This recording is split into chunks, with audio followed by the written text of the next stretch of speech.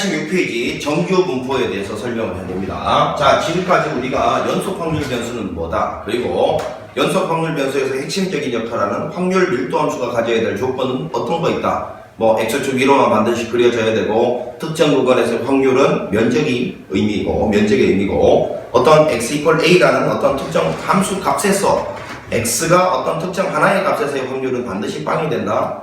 그리고 전체 확률 변수가 존재하는 구간의 면적의 총합, 즉 확률의 총합은 1이 돼야 된다. 이런 것들을 공부했는데, 자, 이 연속 확률 변수의 슈퍼스타, 그러니까 수능 혹은 내신에 100% 출제되는 정규 분포라는 놈은 어떤 걸 말하는 거냐면, 정규 분포는 노멀, 디스트리뷰션 뭐 이러면서 M자를 따서 노멀이라는 거는 정상적인 이런 말이죠. 평범한 뭐 이런 뜻도 되고, 그지? 정상적인 분포, 이거를 고등학교 과정에서는 정규 분포라고 부르는데, 이 정규 분포는 어떤 걸 정규 분포로 부르냐면 연속 확률 변수 중에서도요, 확률 밀도 함수 자체로 정의를 하는데, 확률 밀도 함수가 루트 2파이 시그마분의 1 2에 마이너스 2 시그마 제곱 분의 x 마이너스 m의 완전 제곱. 자, 선생님도 보고 썼어요. 보고 썼다라는 말 자체는 이 식 자체를 외울 필요가 전혀 없다라는 소리입니다.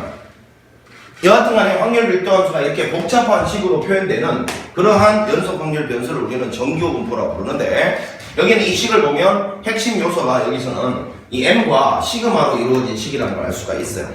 m과 시그마. 그래서 이 보통 우리 정규 분포를 표현할 때 어떤 확률 변수 x가 정규 분포를 다룬다라는 말은 n이라고 쓰고, 이건 정규 분포가 뜻이고 m에 시그마 제곱 이렇게 쓰는데요, 요 m이라는 거는 평균을 말하는 거고, 시그마는 표준 편차, 시그마 제곱은 분사를 말하는 거죠.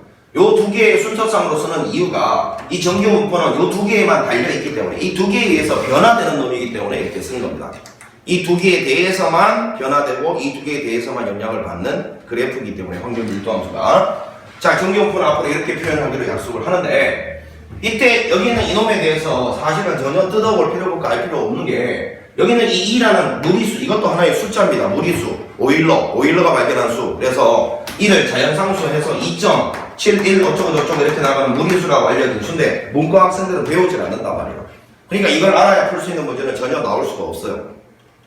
알겠니? 게다가 여기는 이 복잡한 지수 형태가 들어가 있는데, 사실은 아까 앞서 내가 뭐라 했냐면 면적이 결국은 적분으로 정의가 된다 했거든. 그러면 저놈을 갖다가 곡선이니까 면적을 구하려면, 즉 확률을 구하려면 적분을 해야 되는데, 그 적분 자체가 인간이 할 수 있는 적분이 아니다 이거야.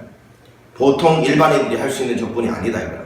그러니까 이거는 있잖아, 이 적분에 해당되는 거는 수학자들이 컴퓨터를 이용해서 이미 다 적분을 해놓고 수치로 다 만들어 놓은 계산 결과들이 나를 기다리고 있어. 그러니까 이 단원부터 끝날 때까지는 나는 손으로 직접 이 적분을 계산해야 되는 문제는 단 한 문제도 없고, 이미 수학자들께서 만들어 놓은 표를 갖다가 이 적분 값을 다 표로 만들어 놨어요. 그 표를 갖다가 문제에서 주어질 거거든. 읽어내면 되는 문제로 바뀐다는 거야. 읽어내면 되는 문제로. 다만 여기는 이 식은 몰라도 지금부터 이야기하는 이놈은 반드시 알아야 되는 내용들이야. 정규 분포 곡선의 모양에 대한 건데, 그지? 정규 분포 곡선의 모양은 항상 요와 같이 생기는데, 이걸 모든 책에, 많은 책에서 종 알죠? 에밀레종 할 때 종을 뒤집어서 엎어놓은 형태라고 해서 종 모양이라고 부르는데, 항상 정규 분포는 말이야, 평균 값에 대해서 대칭적으로 흘러갑니다.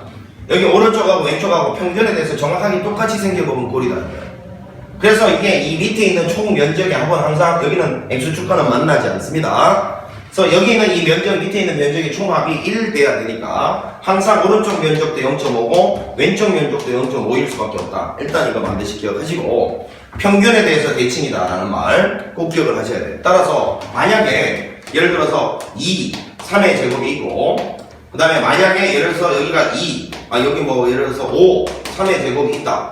이랬을 때 일단 표준 편차는 보지 말고 얘가 2고 얘가 5라는 소리는요, 이 두 개의 그래프를 그렸을 때 평균이 얘가 만약에 2, 여기가 평균이 2인 점이고 x축이 평균이라고 쳤을 때요, 얘는 평균이 5인 놈이니까 이 그래프는 일단 하나는 이렇게 생겼고 하나는 이렇게 생겼다는 걸 알 수가 있어. 평균이 더 큰 놈이 오른쪽으로 오른쪽으로 이렇게 더 밀려나 있는 그래프가 돼야 된다는 거는 요 평균 값을 두고서 이해를 해야 된다는 거야. 근데 아직 이 그래프의 모양은 알 수가 없어요. 이 그래프의 모양을 알 수가 없다는 소리는 안 맞고, 일단 모양은 여러분 배운 적이 없으니까지. 자, 그럼 결론부터 이야기하면, 그러면 평균은 여기에는 요놈 대칭축이 오른쪽으로 가느냐 왼쪽으로 가느냐 그 위치를 결정할 때 이 평균을 쳐다봐야 된다는 소리고요. 그 다음에 이게 표준편차는 여기서 어떤 역할을 하냐면, 자, 표준편차하고 분산은 3포도죠. 3포도. 평균으로부터 많이 차이가 난다, 적게 차이가 난다를 나타내주는 지표를 3포도라고 부르는데, 분산 표준편차가 클수록 평균에서 들쭉날쭉하다는 소리잖아. 그래서 지금 이거하고 그 다음에 요거하고 한번 비교해보면 똑같이 m에 대해서 하나는 이렇게 뾰족하게 높게 이렇게 생겼다고 치면 이 두 개의 그래프 중에서 평균으로부터 많이 들쭉날쭉한 게 누굽니까? 얘죠. 평균으로부터 좌우로 많이 퍼져 있으니까 이게 들쭉날쭉 평균으로부터 좌표 왼쪽 오른쪽으로 차이가 많이 난다는 이야기고, 얘는 평균으로부터 차이가 조금 난다는 이야기니까 만약에 시그마 얘를 1이라고 하고 얘 표준편차를 시그마 2라고 하면요 반드시 이쪽이 더 크다라는 말입니다. 즉 시그마가 크면 클수록 평균으로부터 옆으로 퍼져 있다는 거예요. 들쭉날쭉 해야 되니까. 알겠니? 그래서 요거 헷갈리니까 이렇게 생각하자. 시그마가 크면 뚱뚱해지는 거예요. 뚱뚱해져야 평균으로부터 멀어지는 거란 말, 들쭉날쭉하게 되는 거란 말이에요. 그러면 시그마라는 거는 곡선의 모양새를 결정하는구나. 시그마가 클수록 뚱뚱해지는구나. 뚱뚱해지면 어떻게 됩니까? 사람이 뚱뚱하면 키도 좀 작아 보이잖아요. 잘 보니까 뚱뚱해지면 키도 작아지죠. 그거 왜 그러냐면, 자, 이거 두 개를 선택을 한꺼번에 이렇게 그려놔볼게. 만약에 이렇게 그려놨다 치면 말아, 하얀색하고 노란색은 대칭축이 같기 때문에 지금 뭔 의미야? 평균은 같다라는 말이죠. 평균은 같은데 이 하얀색이 뚱뚱하니까 하얀색이 노란색보다 표준편차는 크죠. 그럼 표준편차가 큰데 왜 키는 낮아져야 됩니까? 표준편차가 크면 이만큼 면적이 이 노란색보다 크면 여기서는 오히려 노란색이 흰색보다 커져야 결국은 우리는 노란색 밑에 총면적과 흰색 밑에 있는 총면적의 합은 항상 일정하게 유지가 돼야 되거든. 그래서 노란색하고 흰색을 비교해봐. 여기서는 노란색이 좀 이렇게 높잖아. 그러면 노란색의 면적이 많잖아. 그럼 이쪽에서는 노란색이 오히려 면적이 적어야 합친 면적은 1로서 유지가 될 거란 말이지. 노란색이 흰색 되면서 면적을 좀 까먹어서 그럼 여기서는 면적을 보충해줘야 항상 면적은 1로 일정하게 유지가 될 거다. 이 말인 거지. 자, 그럼 정확하게 이제 이해를 했나 보자. 자, 만약에 있잖아. 어떤 두 개의 정규보식이 이렇게 나왔어. 2의 시그마 제곱. 2의 뭐, 이것도 그냥 써보자. 3의 제곱. 자, 이거는 5의 3의 제곱 이렇게 나왔다. 치자. 그럼 이 두 개는 지금 표준편차가 똑같단 말이야. 표준편차가 똑같으면 무슨 뜻이야? 그래프 모양이 똑같이 생겼다는 거야. 그래서 얘는 예를 들어서 이렇게 생겨 먹었으면 대칭축이 평균이라 했을 때 2라는 소리고, 얘는 얘랑 똑같은 높이와 똑같은 폭을 가지는 똑같은 모양의 그래프인데 평균만 5다라는 말이니까 이거 그대로 옆으로 3만큼 평행이동하면 얘랑 완벽하게 포개진다는 말이 표준편차가 똑같다는 말의 의미라고. 아시겠어? 오케이. 그럼 만약에 그래프가 예를 들어서 이게 M1 이게 M1 시그마 1이라고 하고요. 이게 만약에 M2 시그마 2라고 할게. 근데 만약에 여기는 이 그래프의 그림이 이거고 이 그래프의 여기 M1이겠죠? 이 그래프의 그림이 만약에 이렇게 생겨먹었다 치자. 이렇게 좀 뾰족하게. 그러면 여러분들이 대답해봐. M1하고 M2는 당연히 M2가 더 큰 거죠. 자, 그 다음에 시그마 1하고 시그마 2는 얘가 더 뚱뚱하니까요. 뚱뚱한 애가 더 크다. 자, 이거를 이제 그래프를 보고서 읽어낼 수 있어야 된다는 말인 거야. 되겠니? 자, 일단은 정규 분포에서 여러분들이 꼭 좀 알아야 될 것은 이런 것들이고, 대칭성이 중요합니다. 평균으로부터 같은 거리 떨어져 있는 대칭성이라 하면 이런 거죠. 여기 정중앙의 평균이라 했으니까 만약에 이 간격이 똑같이 떨어져 있는 이 구간을 딱 잘랐을 때 여기는 이 면적하고 여기는 이 면적은 항상 같을 수밖에 없다. 이게 대칭성이에요. 그 면적의 확률을 의미한다. 되시겠어? 오케이. 그래서 여기는 이 확률을 지금 이제 우리가 대칭성 이런 거 강조했고 이 그래프의 특성 이해했으니까 이제 확률 구하기에 집중을 해보는데, 여기는 이 확률이란 거는 여기는 이거를 적분해서 구하는데 불가능. 일반인들이 하기에 불가능. 그래서 수학자들이 만들어 놓은 표를 갖다가 읽어낸다 했는데 뭔가 이상한 점이 발견된다. 뭐가 이상한 점이 발견되냐면 수학자들이 이미 표를 만들어 놨다 했는데 신기하단 말이야. 왜? 예를 들어서 이번에 어떤 학교 특정 학교 뭐 예를 들어서 정일학교에서 정일고사를 봤어. 정일학원에서. 근데 정일학원에서 정일고사를 봤는데 정일학원에 반이 한 10개가 있어. 근데 그 10개 반의 평균과 표준 편차는 다 다를 거 아닙니까? 그러면 일단은 수학자들이 요번에 정일고사 아직 보지도 않았는데 어떻게 벌써 표를 만들어 놨을까? 평균하고 표준 편차가 얼마인 줄 알고? 게다가 만약에 이번에 수학자들이 부랴부랴 10개 반의 표준 편차 정규 분포를 다 평균과 표준 편차를 보고서 10개를 이제 표를 작성했다고 쳐. 이 내용이죠. 다음 시험에는 평균 표준 편차가 달라질 건데 그럼 전에 만들어 놨던 거 못 쓸 거 아니야. 근데 이상하단 말이야. 그러면 매번 시험 볼 때마다 수학자들이 할 일 없이 그걸 만들어야 되는 것도 아니고, 그리고 아까 선생님 분명히 뭐라 했어? 이미 만들어 놨다며. 수학자들은 신인가? 어떻게 그걸 예측하고 이미 만들어 놨지? 이런 생각이 들어야 된다고. 그래서 잘 보면 이런 거야.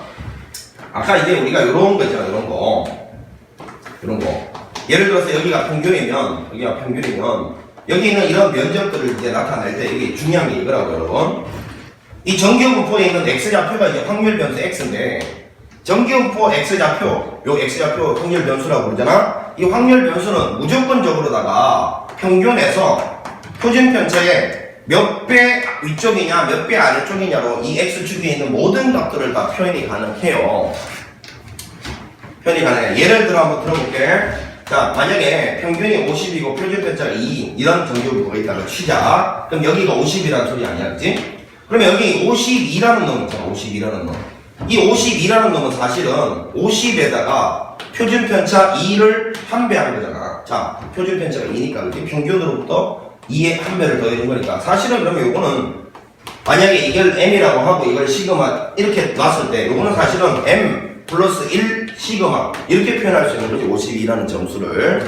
반면에 그러면 48이라는 점수는요, 평균으로부터 표준 편차 한 배 이걸 빼면 되는 거니까 요거는 사실은 m 마이너스 1배의 시그마, 이걸 빼면 이놈을 이렇게 m과 시그마로 표현할 수 있다는 거 알겠지? 그럼 만약에 여기 하나만 더 해보자. 만약에 여기 60이라는 점수가 있어. 그럼 요놈은 평균으로부터 표준 편차를 5배 더해주면 되잖아, 그치? 따라서 요놈은 m 플러스 5배의 시그마 이렇게 표현할 수 있다는 걸 발견했잖아. 그래서 정규 분포의 이 x 값들은 무조건적으로다가 그놈의 평균과 표준 편차의 상수배의 합으로 표현이 가능하다라는 것도 인정을 하면 돼. 정규 분포에 있어서의 x축에 있는 확률 변수는요, 무조건 그놈의 평균과 표준 편차의 상수배로 표현할 수 있다. 이게 중요한 거예요. 아시겠어? 근데 수학자들이 이제 여기는 이런 놈들 가지고서 여기 있는 표를 갖다가 이 면적을 다 구해놨는데, 사실은 수학자들이 이 표를 갖다가 뭐 매번 한 번만 쓸 거를 갖다가 만들어 놓을 수가 없으니까 이제 얘를 갖다가 표준화 시킨다라는 의미에서 표준 정규 분포 표를 갖다가 만들어 놓은 거예요. 그럼 이 표준화라는 말이 뭔지는 조금 이따가 살짝 보도록 하고, 그럼 이 표준화라는 말의 의미가 가지는 의미부터 잘 생각을 해보면, 예를 들어서 이거잖아. 어떤 학교에서 인하여고하고 예를 들어서 뭐 광성이 있을 때 인하여고에서 수학 점수가 78점 맞은 애가 있고, 광성에서 수학 점수가 예를 들어서 뭐 80점 맞은 애가, 인하여고 광성 하지 말자. 그러면 어느 학교 자존심 상할 수 있으니까. 자, A고, B고가 있어. A고에서 수학 점수가 70점 맞은 애가 있고, B고에서 수학 점수가 50점 맞은 애가 있어요. 자, 물어볼게. 내가 둘 중에서 수학을 누가 잘하니? 70점 맞은 애가 있고 50점 맞은 애가 있는데 학교가 달라. 둘 중에서 수학 점수는 누가 더 높은 거니? 당연히 70점 맞은 애가 높은 거지. 그럼 내가 물어볼게. 수학은 누가 잘하는 거니? 대답할 수가 없어요. 왜 그러냐면, 만약에 A고는 교과서에서 그대로 냈다. 교과서에서 그대로 내서 개나 소나 막 100점 맞는 시험이야. 거기서 70점 맞은 애야. B고는 논술적으로 냈어. 막 다빵점 맞는데 지 혼자서 막 한 50점 맞았다고 쳐봐. 그럼 비록 점수는 70점이고 얘가 50점이니까 얘가 수학 잘한다고 볼 수는 없잖아. 그러니까 기준이 다른 확률 변수끼리는 절대적인 비교가 불가능해요. 그럼 우리가 할 수 있는 일은 뭐냐면 상대적인 비교밖에 안 된단 말이야. 걔가 그 학교에서 차지하는 위치하고, 이게 우리는 소위 말해서 수학 점수로만 본 등수죠, 등수. 얘가 이 학교에서 차지하는 등수, 이걸 우리는 다른 말로 뭐 성취도라고 표현하기도 하잖아. 성취도가 각 학교에서 누가 더 높은지는 비교할 수가 있는데, 지금 얘하고 학교도 다르고 반도 다르니까 시험을 봤을 때 얘가 속해 있는 집단의 평균 표준 편차하고 얘가 속해 있는 평균 표준 편차가 분명히 다를 거 아니야? 그 두 개를 다이렉트로 비교하기는 지금 불가능한 상황이니까 표준화라는 말은 여러분 이런 거예요. 이런 거. 자, 지금 요거는 이제 더 이상 필요 없으니까 지우고, 정기호 분포는 선생님이 m의 시그마 제곱을 따른다 했고, 정기호 분포 요렇게 정중앙이 평균이고요. 정기호 분포 위에 있는 모든 확률 변수는 m 플러스 k배의 시그마 혹은 1배의 시그마, 2배의 시그마, 이와 같이 정기호 분포 위에 있는 x좌표들은 전부 자 m 플러스 k배의 시그마 요런 꼴로 전부 표현이 가능하다 했어요. 정기호 분포의 확률 변수 x에 대한 위에 x축에 있는 값들은 평균과 표준 편차의 상수배의 합으로, 이 상수는 양수가 될 수도 있고 음수가 될 수도 있고 0이 될 수도 있죠. 0이 될 때는 평균 자체를 말하는 거지. 이렇게 표현이 무조건 가능한데, 자 이제 문제는 여기 있는 이놈에 대해서 수학자들이 표를 만들어 놓은 건 아니라는 거. 왜냐하면 이놈에 대해서는 예측할 수도 없고, 왜 아직 시험을 안 본 학교 평균 분산이 어떻게 될 줄 알고, 맞죠? 그래서 그 다음에 이제 이 표준화의 필요성은 A 학교하고 B 학교는 분명히 평균 표준 편차가 다른 집단일 거란 말이지. 그럼 그 집단들 사이에 상대적인 성취도는 비교를 할 수 있다 했는데, 그 상대적인 성취도를 비교할 때도 평균 분산이 다른 그래프 가지고 두 개를 비교한다는 건 불가능하단 말이야. 그럼 이거를 표준화 시킨다는 거는 이런 거지. 마치 물이 이만한 그릇에 물이 이만큼 담겨있고, 만약에 내가 요렇게 생긴 모양이 다른 그릇에 물이 요만큼 담겨있다고 쳐보자. 이 그림을 너무 잘못 그렸다. 자, 이렇게 생긴 그릇에 물이 요만큼 담겨있다고 쳐보자. 모양이 다른 그릇이 있는데 그 안에 물이 양이 누가 더 많이 담겨있는지를 갖다가 측정해보고 싶으면 우리 어떤 방법을 선택하면 되니? 요 두 개의 그릇을 동일한 그릇에 옮겨 담으면 되죠. 모양이 완벽하게 똑같은 이런 그릇에 얘도 쏟아붓고 얘도 쏟아부어서 두 개를 비교하면 되는 거 아닙니까? 소위 말하면 이런 걸 우리는 표준화라고 부르는 거예요. 여기 표준 편차가 아무리 다양하게 나온다 하더라도요, 표준 편차 평균이 아무리 다양하게 나온다 하더라도 표준화라는 단계를 거치면 무조건 하나의 정기분포, 이거 하고는 다른 새로운 하나의 정기분포로 딱 탈바꿈하게 된다. 이게 아무리 m 시그마가 바뀐다 하더라도 표준을 하면 그냥 같은 그릇에 옮겨 담는 단 하나의 어떤 새로운 정기분포로 바뀌게 돼 있는데, 그걸 뭐라고 부르냐면 표준 정기분포라고 부른다. 자, 결론부터 한번 이야기를 해보면요, 표준화를 시키면 확률 변수가 있잖아. 확률 변수가 x였던 놈이 어떤 새로운 확률 변수로 바뀌기 때문에 그 놈을 우리는 z라고 이야기를 한다. 얘를 표준화 시켰을 때 확률 변수를 z라고 하는 거예요. 그럼 얘가 있잖아, 아무리 다양한 m과 시그마를 가진다 하더라도 여기는 이놈은 무조건 0이 될 수밖에 없어요. 즉 여기서 평균이 m이었던 놈이 z로 바뀐 확률 변수, 이거를 표준 정규 분포라고 부르거든. 표준 정규 분포로 표준화를 시켜버리면 이 아무리 다양한 확률 변수를 가지는 정규 분포들 평균이 아무리 다양한 값을 가진다 하더라도 이놈 입장에서는 평균이 무조건 0으로만 바뀌어요. 요거 좀 이따 증명을 해봅니다.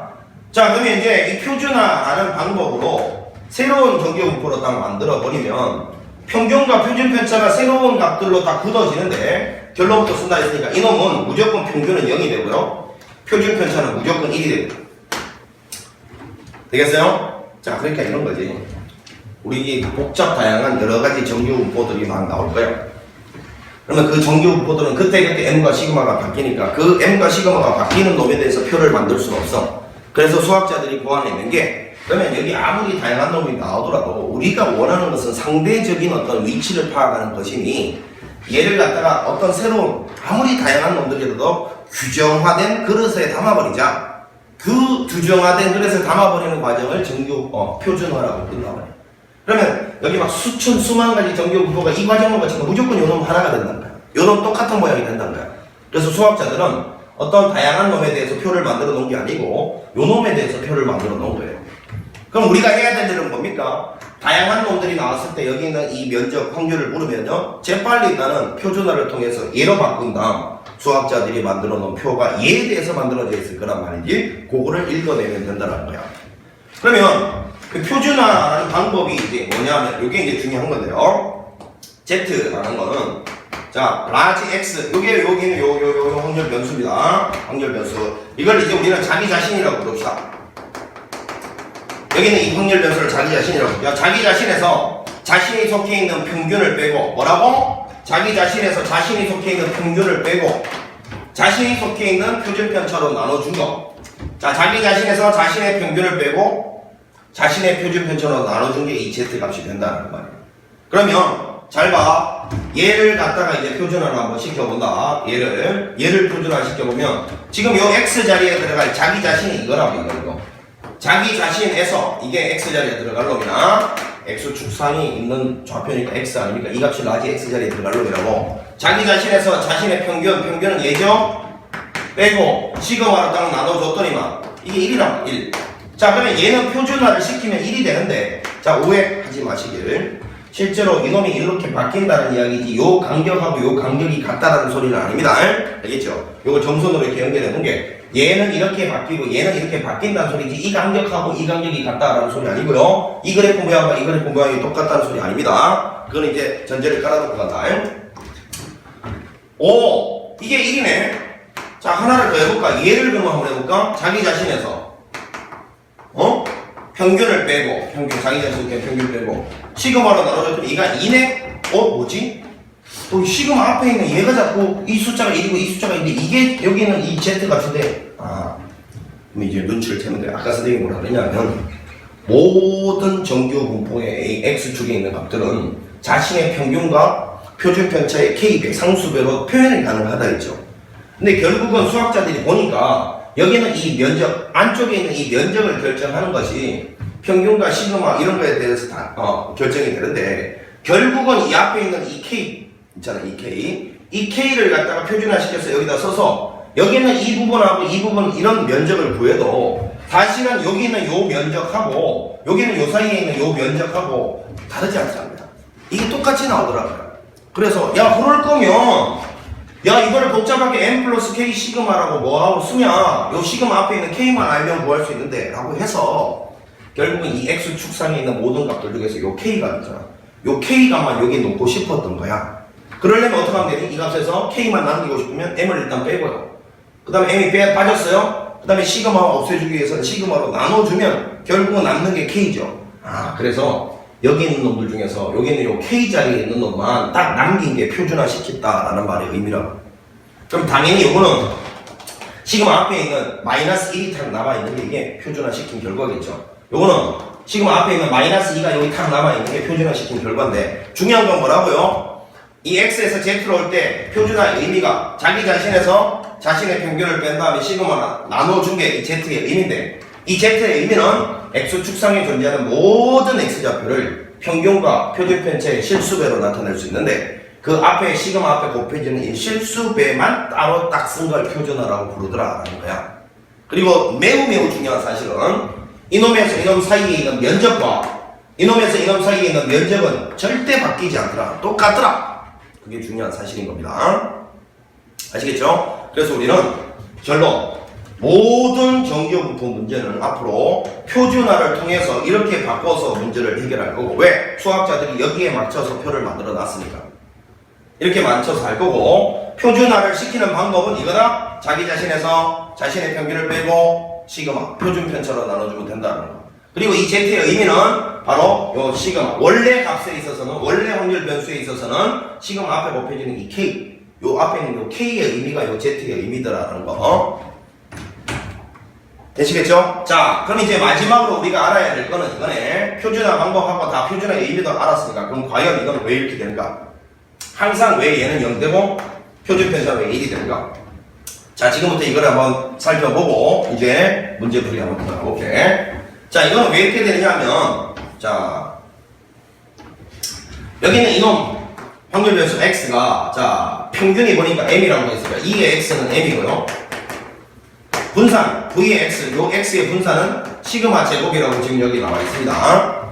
자, 이랬을 때 나는 이제 이걸 표준화를 거쳐서 z는 자기 자신에서 평균을 빼고 시그마로 나눠준 게 이제 z라고 했는데, 그 z의 평균, 요거는 z의 분산, 요거는 결과적으로 0하고 1이 된다는 걸 나는 증명하면 이게 딱 증명이 되는 거야. 그지?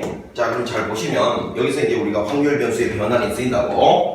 자, 요건 2의 z는 2에 자, 요거를 이렇게 쓸게. 시그마분의 1x 빼기 시그마분의 m 이렇게 쓸 수 있을 거고. 자, 소위 말해서 여기는 요 놈이 a에 해당되고 여기가 b에 해당되니까 요거는 시그마분의 1, 2의 x 빼기 시그마분의 m 이렇게 쓸 수 있는데 여기는요 이 x 자리가 아까 m이었잖아요. m 집어넣음과 동시에 빵이 된다는 걸 확인할 수 있습니다. 그 다음에 v의 z 갑니다. v의 시그마분의 1x 빼기 시그마분의 m인데 자, 분사는 이 뒤에 있는 이놈의 영향을 받지 않고 요 앞에 놈의 제곱배가 된다 했으니까 이렇게 되는데 vx가 시그마 제곱이었으니까 여기다 집어넣으면 시그마 제곱분의 1 곱하기 시그마 제곱. 그래서 얘는 반드시 1이 된다. 반드시 1이 된다는 걸 이렇게 증명하면 된다고. 자, 어찌됐건 저는 일반적인 정규 분포에서 표준화를 시킨 걸 표준 정규 분포라고 부르고 수학자들은 이 표준 정규 분포에 대한 표를 만들어 놨을 거다. 그래서 항상 우리는 정규 분포가 등장하면 표준화를 시켜서 이걸 표로 읽어낸다. 이게 이제 앞으로 우리가 해야 될 일이고요. 마지막으로 하나 더 강조합니다. 자, 표준화의 의미는 서로 다른 기준, 서로 다른 평균과 표준 편차에 대한 자료를 비교할 때 둘 다 Z로 딱 바꿔줘서 같은 그릇에 옮겨 담는다는 의미라고 했고, 그 다음에 이제 마지막으로 하나, 이 정규 분포 또는 표준 정규 분포로 얻을 수 있는 정보는요 확률이 답니다. 확률을 구할 수 있다는 거. 이 확률 변수에 대한 확률만 구할 수 있다는 걸 명심하세요. 확률로부터 추가적으로 얻어지는 정보들은 정규 분포 곡선에서는 무조건 확률만 얻을 수 있어요. 확률 이외의 나머지 정보들은 추가적으로 다른 데서 얻어야 된다. 여기서는 오로지 확률만 얻을 수 있다. 명심합시다. 자, 이렇게 해서 이제 표준 정규 분포와 정규 분포의 관계를 갖다가 이야기를 했고, 자, 이제 쭉 문제를 갖다가 풀어보면 될 것 같아요. 90페이지 이항 분포와 정규 분포의 관계인데, 자, 이항 분포는 이상 확률 변수여서 이렇게 표현을 한다 했고, 이상 확률 변수고요. 그 다음에 연속 확률 변수의 슈퍼스타 정규 분포는 이렇게 표현을 한다 했고요. 자, 이거 두 개가 전혀 관계가 없는 듯이 보이지만 사실은 결론은 이겁니다. 여기는 이 n이 충분히 크면 말이야, 이놈을 정규 분포로 바꿔서 근사화시켜서 정규 분포의 형식으로 계산을 해내도 확률이 오차는 살짝 있겠지만 괜찮다, 구해낼 수 있다는 겁니다. 그럼 이제 중요한 것은 n이 몇 개 이상이면 충분히 크다라고 하느냐인데 이게 문제예요. 이게 몇 개 이상이 규정되어 있지 않아. 선생님 무슨 소리입니까? 그럼 도대체 어떻게 이거를 이렇게 바꾸라는 걸 눈치챕니까? 자, 이거를 이렇게 바꿔서 풀라는 말은 결국 이거잖아요. 이놈에서 평균을 어떻게 구한다고 배웠냐면 NP 이렇게 구하고 분산을 어떻게 구한다고 배웠냐면 NPQ라고 이렇게 구한다고 배웠잖아. 그럼 만약에 문제를 파악해 봤더니만 이항분포 문제야.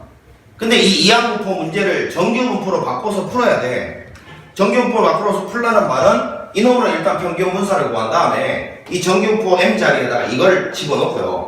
여기 M 자리에다가 이걸 집어넣고 분산 자리에다가 이걸 집어넣은 다음에 이렇게 정규분포로 바꿔서 얘를 갖다가 이렇게 정규분포로 바꿔서 표를 읽어내는 문제로 바꿔서 풀어야 된다는 거야. 그럼 도대체 뭘 보고서 저런 결정을 내려야 되느냐? 두 가지야. 두 가지. 그 첫 번째는 뭐냐면 이게 가장 강력한 힌트야. 정규분포 표가 주어져 있을 때. 예를 들어서 파악해보니까 이산확률 변수가 이항분포인데 난데없이 정규분포표가 딱 주어져 있어. 무조건 이렇게 바꿔서 풀란다. 두 번째는 구하라는 어떤 확률 변수가 너무 개수가 클 때, 너무 개수가 많을 때. 자, 이 무슨 소리냐면 만약에 주사위를 500번 던진다는데 500번 던지는데 1의 눈이 나오는 횟수를 이거를 확률 변수로 삼았다. 이때 나보고 x가 35번 이상일 확률을 구하라 했어. 그럼 여러분 알고 있죠? 뭘 알고 있습니까? 이항분포죠? 이항분포인데 지금 주사위 500번 던진다 했고 1의 눈이 나올 확률은 6분의 1이단 말이야. 근데 이 이항분포로 확률을 구할 때는 어떻게 해야 돼요? 독립시행의 확률을 써야 되는데 35번 이상이라는 것은 알아? 500번 중에서 35번 P가 일어나고 Q가 500에서 35 뺀 것만큼 일어나고 여기서부터 시작해서 마지막에 500 콤비네이션 500까지 35번에서 500번까지를 다 더한 게 바로 이 확률이 요구하는 바잖아. 이게 가능하니? 야, 500 콤비네이션 35부터 500 콤비네이션 500까지 어떻게 구하니? 선생님, 여기서 이거 빼도 되잖아. 야, 500 콤비네이션 빵에서 500 콤비네이션 34까지 구할 수 있겠어? 자, 이런 일이 벌어지면 확률 변수 자체가 고려해야 될 확률 변수가 너무 많아. 이게 바로 이거 정규분포로 바꿔서 푸시오라는 힌트야. 말이야. 알겠지? 자, 그래서 정규분포표가 주어지거나 아니면 고려해야 될 확률 변수 개수가 너무 많으면 무조건 이항분포 문제를 할지라도 정규분포로 바꿔서 풀어야 된다. 요게 이제 여기서 하고자 하는 이야기예요. 아시겠지? 자, 여기까지 간단하게 정리를 하고 자, 이제 실제로 문제를 한번 풀어보도록 합시다.